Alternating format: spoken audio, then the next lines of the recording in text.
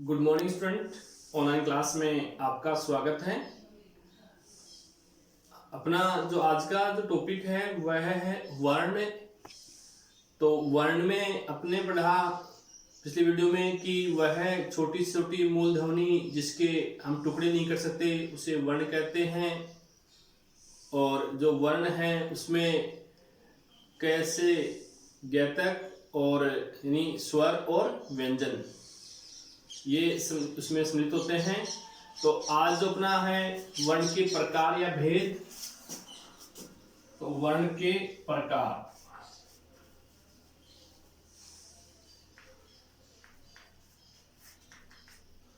वर्ण के मुख्यतः दो प्रकार होते हैं।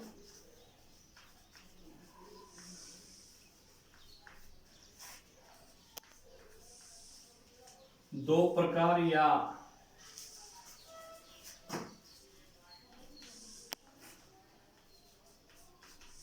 भेद होते हैं।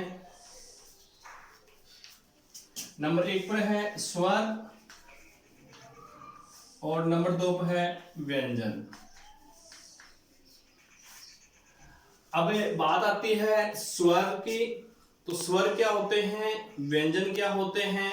तो स्वर देखो, स्वर की परिभाषा क्या होती है, यानी स्वर की परिभाषा ऐसी सरल है जिसमें क्या होता है स्वर जब उच्चारण करते हैं तो स्वतः ही क्या होते हैं हमारे मुख से क्या होते हैं वर्ण निकलते हैं, यानी उच्चारण हो जाता है।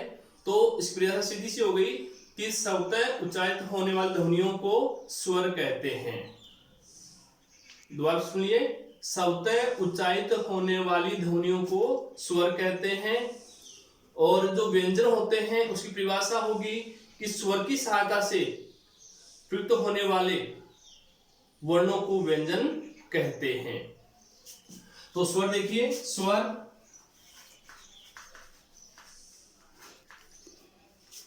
स्वतः उच्चारित होने वाली, स्वतः उच्चारित होने वाली ध्वनियों को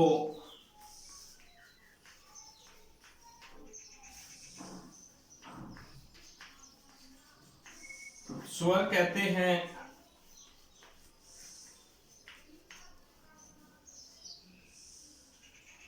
ए, आ, ई,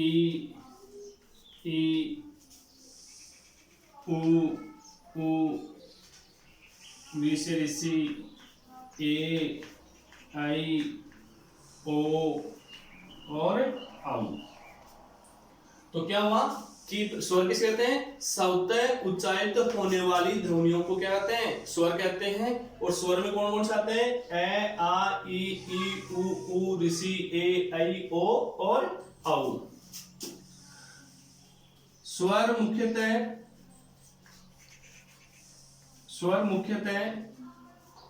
11 होते हैं। स्वर कितने होते हैं, मुख्यतः 11। देखिए 1, 2, 3, 4, 5, 6, 7, 8, 9, 10 और 11। स्वर कितने होते हैं, मुख्यतः 11 होते हैं। अब स्वर के जो भेद होते हैं उन भेदों का जो वर्गीकरण है वो अलग अलग रूप से है। जैसे सबसे पहले आता है मात्रा काल के आधार पर। तो मात्रा काल में क्या होते हैं, कौन कौन सी ए की मात्रा है, कौन सी आ की मात्रा है। तो छोटी और बड़ी जो मात्रा आती है उनके हिसाब से किया जाता है। दूसरा जो उच्चारण भेद होता है वह उच्चारण के आधार होता है। तीसरा जो उच्चारण होता है वह ओष्ठव यानी होठ के आधार होता है। चौथा जो होता है वो नासिक यानी नाक के अनुसार होगा। पांचवा जो होता है वो जीभ के अनुसार होगा। लेकिन आपके पाठ्यक्रम में क्या है, स्वर के आपके पाठ्यक्रम में केवल 3 ही बिंदु हैं जो है वो कौन से, देखिए नंबर 1 जो है ह्रस्व स्वर, ह्रस्व स्वर। नंबर 2 दीर्घ स्वर और नंबर 3 प्लुत स्वर। यानी अब स्वर के जो भेद होंगे, स्वर के जो भेद होते हैं वो उन भेदों को जो है कक्षा 12 के बाद में ही क्या होता है आगे प्रदर्शित किया जाता है। कक्षा 12 तक इनका प्रयोग नहीं किया जाता।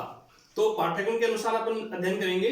तो पाठ्यक्रम के अनुसार अध्ययन करेंगे तो अपना जो है वो पहला जो है ह्रस्व स्वर है, दूसरा दीर्घ स्वर है और तीसरा क्या है, प्लुत स्वर है।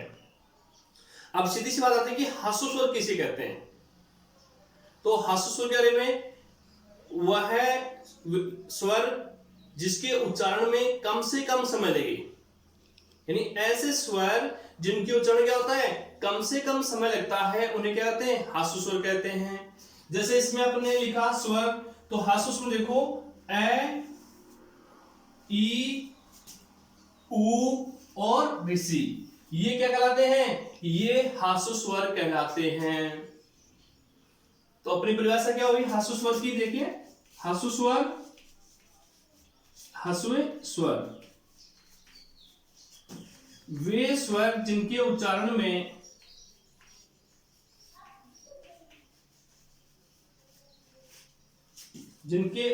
में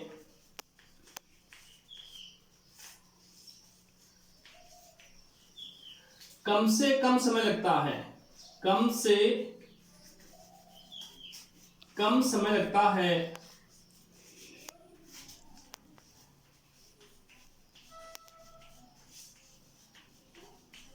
ह्रस्व स्वर कहलाते हैं, ह्रस्व स्वर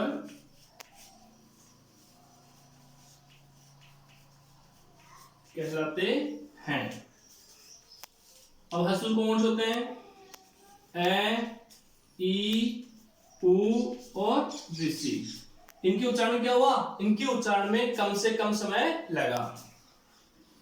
यह संख्या में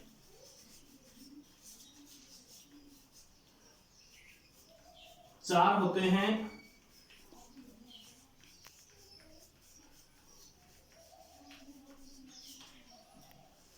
तो आगे बात स्वर की बात करते हैं। स्वर स्वतः उच्चारित होने वाली ध्वनियों को क्या कहते हैं, स्वर कहते हैं।